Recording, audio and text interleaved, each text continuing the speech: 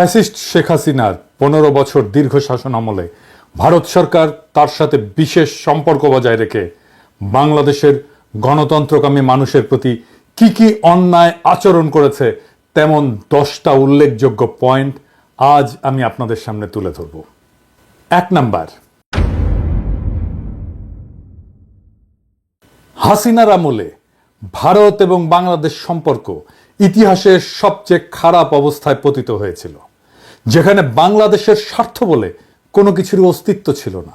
শুধুমাত্র অবৈধভাবে ক্ষমতায় টিকে থাকার বিনিময়ে খুনি হাসিনা বাংলাদেশের সকল স্বার্থ বিসর্জন দিয়ে একতরফাভাবে সবকিছু ইন্ডিয়াকে দিয়ে দিয়েছিল। 2 নাম্বার, বাংলাদেশের জাতীয় সংসদের নির্বাচন সহ সকল ধরনের স্থানীয় সরকার নির্বাচন ব্যবস্থা ধ্বংস করে শেখ হাসিনা ভয়ঙ্কর স্বৈরতান্ত্রিক একদলীয় ফ্যাসিস্ট শাসন ব্যবস্থা চালু করেছিল।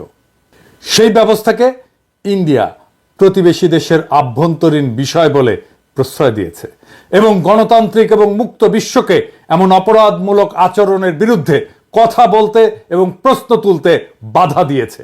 3 নাম্বার পয়েন্ট, দমন পীড়নের মাধ্যমে ছলে বলে কৌশলে বিরোধী দলের অংশগ্রহণের সুযোগ নিঃশেষ এবং নিশ্চিহ্ন করা হয়েছিল। জনপ্রশাসন, পুলিশ, সেনাবাহিনী, বিচার ব্যবস্থাকে যথেচ্ছ ব্যবহার করে ভোট কারচুপি এবং জালিয়াতির মাধ্যমে বারে বারে নিজেদেরকে বিজয়ী ঘোষণা করেছিল ফ্যাসিস্ট আওয়ামী লীগ। আর শেখ হাসিনার সেই অবৈধ সরকারকে কে প্রথম স্বীকৃতি প্রদান করবে বা বৈধতা দেবে তা নিয়ে তীব্র প্রতিযোগিতায় লিপ্ত হতো ইন্ডিয়া এবং চীন। এক্ষেত্রে কর্তৃত্ববাদী চীনের সাথে তথাকথিত বৃহত্তর গণতন্ত্রের দেশ ইন্ডিয়ার আচরণের বিন্দুমাত্র পার্থক্য ছিল না। সরাসরি বাংলাদেশের আভ্যন্তরীণ রাজনীতিতে, ভোটের রাজনীতিতে হস্তক্ষেপ করেছে ইন্ডিয়া। অসংখ্য উদাহরণ আছে। 4 নাম্বার পয়েন্ট,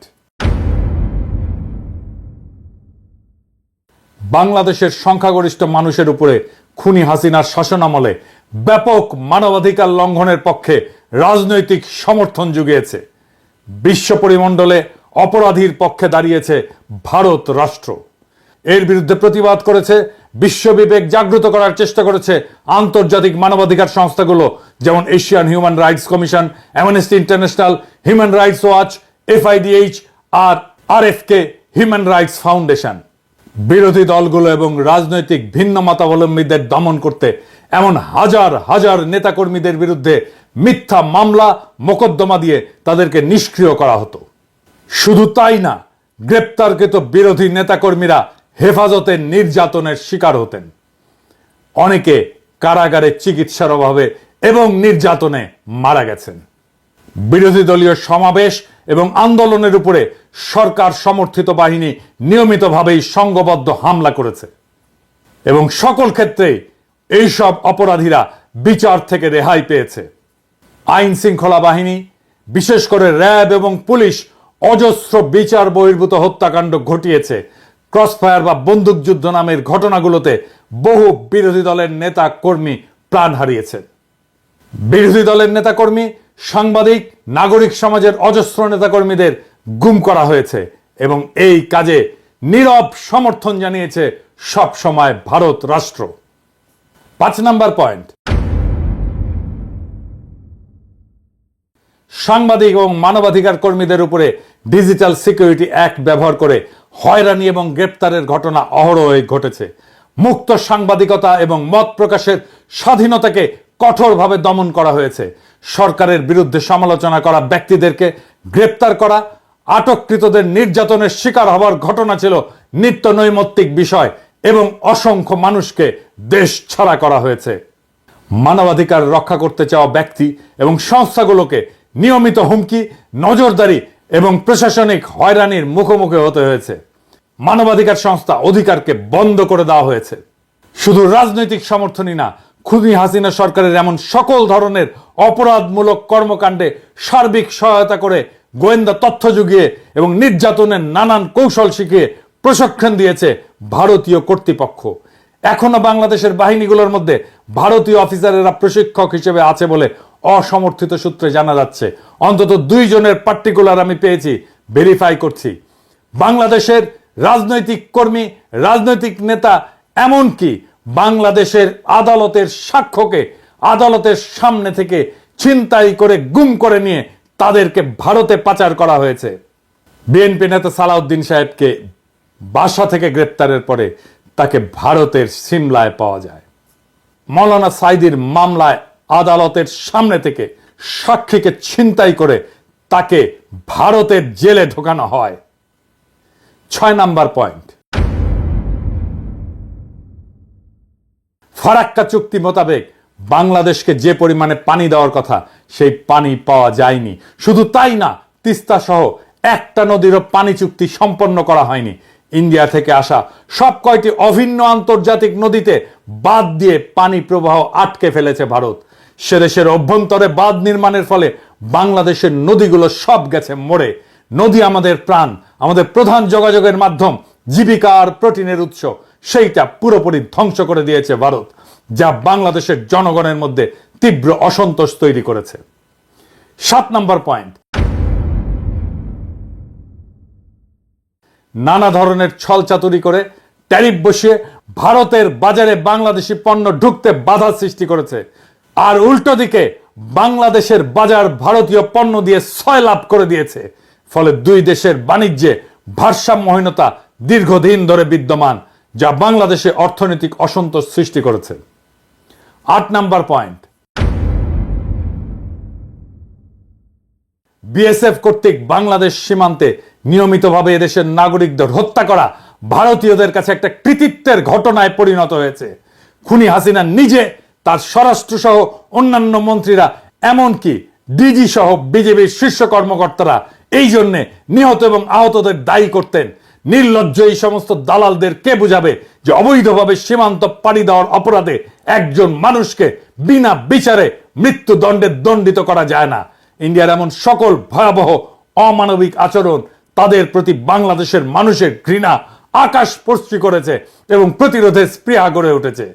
তাদের আসাম রাজ্যের এনআরসি কার্যক্রম শেষে ভারত সরকার খুবই অন্যায্য এবং অন্যায়ভাবে সেখানে বাংলাদেশ থেকে অভিবাসী যাওয়ার অভিযোগ তুলে দোষারোপ এবং চাপ সৃষ্টি করেছে। শুধু তাই না, বিজেপির প্রধান নেতা অমিত শাহ বাংলাদেশিদেরকে উই পোকার সাথে তুলনা করেছে এবং বাংলাদেশিদেরকে উল্টো করে ঝুলিয়ে রাখার কথা বলেছে। 9 নাম্বার পয়েন্ট, শুরু থেকেই ইন্ডিয়া রোহিঙ্গা গণহত্যাকারীদের পক্ষ অবলম্বন করেছে। একজন রোহিঙ্গা শরণার্থীকে তারা ভারতীয় সীমানায় ঢুকতে বা আশ্রয় নিতে দেয়নি এবং রোহিঙ্গাদের খালি করে দেওয়ার পরে ওই জায়গায় গিয়ে ভারত তার সমস্ত ব্যবসাপাতি নিয়ে বসিয়েছে। ব্যবসা বাণিজ্য চলছে তুমুলভাবে। রোহিঙ্গা সমস্যায় ভারত সবসময় মায়ানমারের পক্ষে এবং বাংলাদেশ বিরোধী বৈরী ভূমিকায় অবতীর্ণ হয়েছে। 10 নাম্বার, খুনি হাসিনার অবৈধ সরকারকে ক্ষমতায় বসিয়ে রেখে ইন্ডিয়া তাদের জন্য সুবিধাজনক শর্ত জুড়ে দিয়ে বাংলাদেশের স্বার্থবিরোধী অজস্র চুক্তি স্বাক্ষর করিয়ে রেখেছে। বাংলাদেশের স্বার্থবিরোধী এমন সব চুক্তিতে ভারতের পক্ষে লাভ এবং সুবিধাজনক শর্ত লিপিবদ্ধ করা হয়েছে। ভারতের বাজারে বৈধভাবে বাংলাদেশি কর্মীদের প্রবেশাধিকার নাই বললেই চলে। আর ভারত থেকে লক্ষ লক্ষ পেশাদার বাংলাদেশে এসে চাকরি করে এবং রেমিটেন্স পাঠায় ভারতে। শুধু পানি নির্ভরতাই নয়, বাংলাদেশের খাদ্য, বিদ্যুৎ, জ্বালানি নিরাপত্তা ধ্বংস করে দেওয়া হয়েছে। এর সবকিছুই ইন্ডিয়ার স্বার্থের অধীনে অনুকূলে তাদের পদতলে অর্পণ করেছে ফ্যাসিস্ট শেখ মুজিবের কন্যা খুনি হাসিনা এবং তার দল আওয়ামী লীগ। এই সবকিছু মিলিয়ে ইন্ডিয়ার অন্যায় এবং অন্যায্য আচরণের অজস্র ঘটনা এবং অভিযোগ বিভিন্ন জাতীয় এবং আন্তর্জাতিক সংস্থা এবং বিশেষজ্ঞদের পর্যবেক্ষণে উঠে এসেছে, যে কারণে বাংলাদেশের উন্নয়ন, গণতন্ত্র, মানবাধিকার পরিস্থিতি নিয়ে সর্বমহলে উদ্বেগ সৃষ্টি হয়েছিল। এই পটভূমিতেই সংগঠিত হয় জুলাই বিপ্লব। জুলাই বিপ্লবের লক্ষ্য ছিল হাসিনার উৎখাত শুধু নয়, বাংলাদেশে ভারতীয় আধিপত্যবাদের অবসান এবং রাষ্ট্রকে নতুনভাবে পুনর্গঠন করা। রক্তাক্ত জুলাই গণ অভ্যুত্থানের পর বাংলাদেশের মানুষ শুধু শেখ হাসিনার ফ্যাসিবাদী শাসনের কবল থেকে মুক্তিই পায়নি, একই সঙ্গে স্বাধীনতার স্বাদ গ্রহণ করেছে। তার কারণ জগদ্দল পাথরের মতো চেপে বসা একটা ফ্যাসিবাদী দানবীয় সরকার বাংলাদেশের মানুষের জীবন বিপন্ন করে ক্ষমতা কুক্ষিগত করে টিকে থাকতে পারছিল, তার প্রধান কারণ হাসিনাকে ইন্ডিয়ার সর্বাত্মক সমর্থন এবং সহযোগিতা। এই সত্য যারা অস্বীকার করে তারা বাংলাদেশের শত্রু। বাংলাদেশের স্বার্থ, স্বাধীনতা এবং মর্যাদাকে গুড়িয়ে দিয়ে শেখ হাসিনা কার্যত আমাদেরকে ইন্ডিয়ার উপনিবেশ বানিয়ে রেখেছিল। বাংলাদেশের প্রত্যেকটি মানুষের কাছে এই সত্য এতই স্পষ্ট ছিল যে শেখ হাসিনার পলায়নের পর বাংলাদেশের মানুষের সামনে ইন্ডিয়া প্রশ্নে একটা অভূতপূর্ব জাতীয় ঐক্যমতের আবির্ভাব ঘটেছে। সফল গণ অভ্যুত্থান সম্পন্ন হওয়ার পরপরই আগস্ট মাসের শেষ ভাগে উজানে পানি ছেড়ে দিয়ে বাংলাদেশের একটি অংশ প্লাবিত করে বিপ্লব পরবর্তী মুহূর্তে একটা বিপর্যস্ত অবস্থার মধ্যে ঠেলে দিয়েছিল ইন্ডিয়া। সেই ঘটনায় আমাদের জাতীয় ঐক্যমত আরো শক্তিশালী এবং আরো দৃঢ় হয়েছে। আমরা ইস্পাত দৃঢ় গণপ্রতিরক্ষার অভিষেক ঘটতে দেখেছি। সেই কঠিন সময় 15 বছরের যাবতীয় জুলুম, নির্যাতন এবং নিপীড়নে লিপ্তদের প্রভু সম সহযোগীর প্রতি সৃষ্ট ন্যায়সঙ্গত ক্ষোভের আগ্নেয়গিরি চাপা দিয়ে বাংলাদেশের মানুষ দুর্যোগগ্রস্ত সকল সম্প্রদায়ের নাগরিকদের নিরাপত্তার স্বার্থকে প্রাধান্য দিয়ে সকলে এক কাতারে জড়ো হয়েছিল। ইন্ডিয়ার যাবতীয় প্রোপাগান্ডা এদেশের সংখ্যালঘু হিন্দু সম্প্রদায়কে নিয়ে তাদের জঘন্য মিথ্যাচার, বিদ্বেষমূলক বানোয়াট প্রচারণা, অভাবনীয় সংযম, প্রজ্ঞা এবং দূরদর্শিতা দিয়ে বাংলাদেশিরা মোকাবেলা করেছে।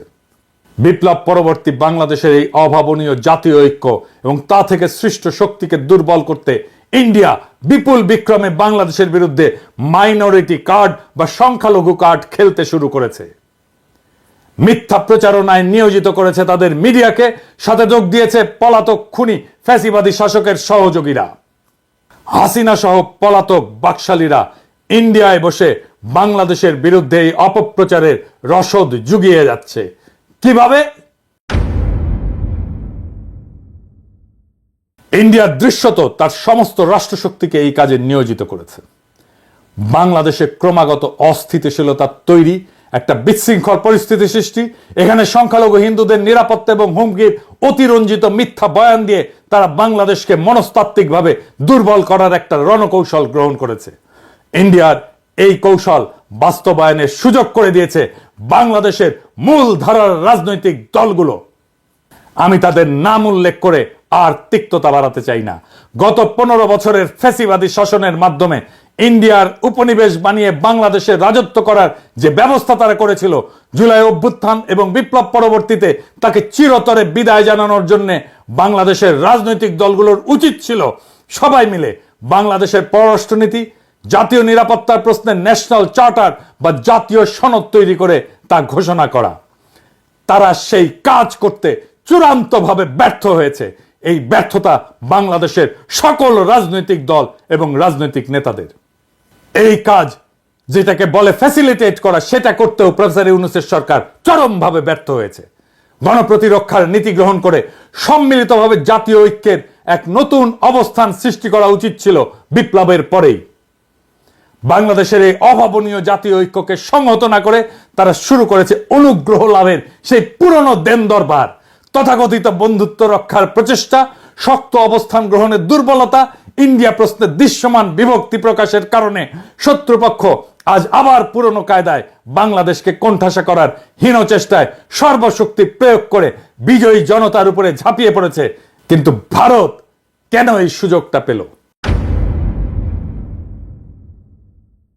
ইন্ডিয়া একটা মিথ্যা প্রচারণার পাশাপাশি যুদ্ধংদেহী মনোভাব প্রদর্শনের জন্য তার সমস্ত রাজনৈতিক দল, কংগ্রেস, তৃণমূল সহ এমনকি তাদের কমিউনিস্ট পার্টিগুলো সহ সকল প্রতিষ্ঠানকে একত্রিত করতে পারলেও বাংলাদেশের সকল ফ্যাসি বিরোধী রাজনৈতিক দল শক্তি একটা জায়গায় পৌঁছাতে পারেনি। এই দুর্বলতাই প্রিয় মাতৃভূমিকে আবার ইন্ডিয়ার মতো হিংস্র নেকড়ের হুমকির মুখে ঠেলে দিয়েছে। এই ব্যর্থতা বাংলাদেশের সকল রাজনৈতিক দলের। আর উল্টো তারাই আমাদেরকে দোষারোপ করে ঐক্য বিনষ্টের। কি তামাশা! ইন্ডিয়া প্রশ্নের লুকোচুরি, দ্বিধা ও পুরনো নতজানু নীতি যতদিন বজায় থাকবে ততদিন ইন্ডিয়ার সেই আগ্রাসী আচরণ মোকাবেলা করা যাবে না। আর এই সুযোগ নিয়ে বাংলাদেশের উপরে শত্রু তার আধিপত্য বজায় রাখতে চাইবে। ইন্ডিয়া তার বৈশ্বিক প্রভাব খাটিয়ে মনস্তাত্ত্বিক যুদ্ধ পরিচালনার জন্য মিথ্যা প্রপাগান্ডা এবং সংখ্যালঘু সম্প্রদায়কে অব্যাহতভাবে ব্যবহার করে যাবে। বাংলাদেশকে তার কলোনির মতো করে ফিরে পেতে চাইবে আবারও। হাসিনাকে ক্ষমতায় রেখে বাংলাদেশ থেকে যে অসম, অন্যায্য এবং একপাক্ষিক সুবিধাগুলো ইন্ডিয়া কুক্ষিগত করেছিল তার সবকিছু বজায় রাখার পন্থা হিসেবে একটা বৈরী পরিবেশ এবং যুদ্ধনীতি বজায় রাখবে ইন্ডিয়া, এইটা লিখে রাখতে পারেন। যারা ভারতের অনুগ্রহ লাভের ইঁদুর দৌড়ে লিপ্ত হলো তারাই বাংলাদেশের সবচেয়ে র্যাডিক্যাল অ্যান্টি ইন্ডিয়ান ফোর্সকে কোণঠাসা করার মিশনে নেমেছে। আপনারা দেখেছেন কিভাবে তারা ভারত প্রশ্নে নতজানু নীতি নিয়েছিল। আমি সেই সব স্মরণ করিয়ে দিয়ে আর তিক্ততা বাড়াতে চাই না। মনে রাখবেন, আমি ইলিয়াস বাংলাদেশের ব্যাপক মানুষের সমর্থনে বৃহৎ রাজনৈতিক দলগুলোর মুখোমুখি দাঁড়িয়ে একরোখা বিরোধিতা করে যাওয়াতেই ভারত প্রশ্নে সবার সুর পাল্টাচ্ছে। সরকারি শুধু না, রাজনৈতিক দলগুলো ভারত প্রশ্নে অনেক বেশি স্বচ্ছ এবং শক্ত ভূমিকা নিচ্ছে, আলহামদুলিল্লাহ। ভারতের এই যুদ্ধের কৌশল এবং অভীষ্ট লক্ষ্য যদি আমরা বুঝতে অক্ষম হই, বাংলাদেশের রাজনৈতিক দলগুলো যদি তাদের ক্ষমতায় আসার অসুস্থ প্রতিযোগিতায় ভারতের আশীর্বাদ পাওয়াকে দেশের স্বার্থ রক্ষার চেয়ে বেশি গুরুত্বপূর্ণ মনে করে, তাহলে হাজার হাজার তরুণের তাজা রক্তের বিনিময়ে অর্জন করা প্রিয় মাতৃভূমির দ্বিতীয় স্বাধীনতা আবারও বিসর্জন দিতে হতে পারে। তাহলে আমাদেরকে আবারও পরাধীনতা বরণ করতে হবে। হাসিনার চেয়েও খারাপ আরেকটি অপশাসকের কাছে আমাদের জীবন, স্বাধীনতা ও ইজ্জত বন্ধক রাখতে বাধ্য হতে হবে। আমরা তা চাই না, আমরা কোনোদিন তা হতে দেব না। আমরা অবশ্যই তা প্রতিরোধ করব জীবন দিয়ে হলেও। বাংলাদেশ শুধু একটা ভূখণ্ড না, এটি একটি জ্বলন্ত আদর্শ, একটা সংগ্রামের প্রতীক। হাজার হাজার ছাত্র জনতার রক্তের বিনিময়ে অর্জিত এই মুক্ত মাতৃভূমি আমরা কারো পদতলে সমর্পণ করব না। দেশবাসীকে আহ্বান জানিয়ে বলতে চাই, গণঅভ্যুত্থান এবং জুলাই বিপ্লবে অংশগ্রহণকারী সকল রাজনৈতিক দল, ছাত্র জনতার সংস্থাগুলো একসাথে বসে ভবিষ্যতের জন্য এদেশের বৈষম্য বিরোধী উন্নয়নের নীতি কৌশল নির্ধারণ, অভিন্ন পররাষ্ট্রনীতি, প্রতিরক্ষা নীতি প্রণয়ন করতে হবে। এটাই হবে আমাদের ঐক্যের ভিত্তি। দেশবাসীকে আহ্বান জানিয়ে বলতে চাই, গণঅভ্যুত্থান এবং জুলাই বিপ্লবে অংশগ্রহণকারী সকল রাজনৈতিক দল এবং ছাত্র জনতার সংস্থাগুলো বসে 3টা সনদ লিখতে হবে। কি কি? উন্নয়নের নীতি, পররাষ্ট্রনীতি, প্রতিরক্ষা নীতি। এই 3টাই হবে আমাদের ঐক্যের ভিত্তি। ঐক্য নষ্ট করতেছি বলে যারা চিল্লান, দেখি এইটা করতে পারেন কিনা, এটা করার হিম্মত হয় কিনা। যদি চান এটা লিখে দিতেও পারি। ঐক্য ঐক্য করে চিল্লান, কার ভিত্তিতে ঐক্য, কেন ঐক্য, সেটা ক্লিয়ার করে বলতে হবে। আর এইবার মেহেরবানি করে লড়াইয়ের সব স্টেক হোল্ডারদেরকে সম্পৃক্ত করবেন এই 3টা নীতি লেখার জন্য। এই 3টা নীতি বা 3টা সনদ লেখার জন্য জাতীয় ঐক্য তখনই সম্ভব হবে যখন একটা লিখিত বা অলিখিত চুক্তি বা সনদ বা চার্টার থাকে। নবী করিম পিস বি আপন হিম একটা চার্টার করছিলেন, মদিনা সনদ। এইরকম একটা সনদ বানান। এবারের সংগ্রাম শুধু গণতন্ত্রের জন্য। বাংলাদেশ মুক্ত হয়েছে শুধুমাত্র ভোটের জন্য না, বাংলাদেশ মুক্ত হয়েছে একটা নতুন রাষ্ট্রের জন্য। এটা আমাদের জাতীয় মর্যাদা, স্বাধীনতা এবং ভবিষ্যৎ প্রজন্মের জন্য। এই লড়াইয়ে আমরা জয়ী হবই। দেশবাসীকে আশ্বস্ত করে বলতে চাই, আওয়ামী লীগের প্রত্যাবর্তন আর ভারতীয় আধিপত্যবাদের নতুন অভিষেকের চেষ্টা করলে বাংলাদেশ বুক চিতিয়ে প্রতিরোধ করবে। প্রয়োজন হলে আবারও দেবে 1 নদী রক্ত। তবুও সেই আওয়ামী শাসনে, ভারতের দাসত্বের জীবনে কখনো ফিরে যাব না। হয় মুক্ত স্বাধীন মাতৃভূমি অথবা মৃত্যু, এর মাঝামাঝি আর কিছু নয়। ইনকিলাব জিন্দাবাদ।